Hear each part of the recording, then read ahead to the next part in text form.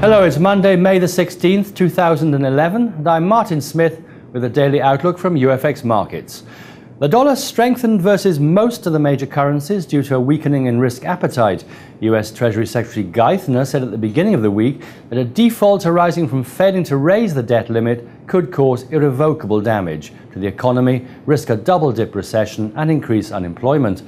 His words motivated investors buying the US dollar against most currencies since it is considered a safe haven in time of uncertainty.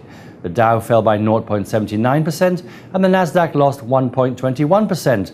Crude traded unchanged and closed at $98.80 a barrel. Gold jumped by 1% and closed at $1,492,000 an ounce. Today, Fed Chairman Bernanke is expected to speak. The euro declined against the dollar after hitting a 6-week low at 140.65, with lingering concerns about what happens with Greece yet to be decided by EU members. Traders do not want to hold euros. Greek finances seem unsustainable, and the risk of restructuring, which could lead to losses in the European banking sector and a sell-off of euros.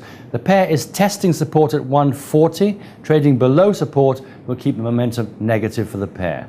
Overall, the euro-dollar traded with a low of 140.62 and a high of 143.38.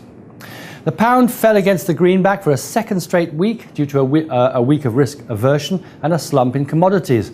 The trend for the pair is bearish if the pair continues to maintain resistance at 162.50. Overall, the pound-dollar traded with a low of 161.46 and a high of 165.16. No economic data is expected today. The dollar remained unchanged against the yen after the pair failed to break strong support at 80.30.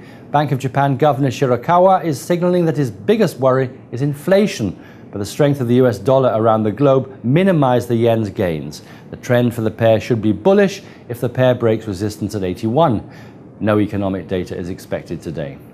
Finally, the Australian dollar declined against its US counterpart as investors sought safety. It also fell after the People's Bank of China raised their reserve requirement for the 5th time this year to cool inflation, spurring concern that global growth may be slowing. The trend for the pair remains bearish. Today, monetary policy meeting minutes are expected. Well, that's it from me. Be sure to visit us at ufxmarkets.com for simple, safe, secure trading.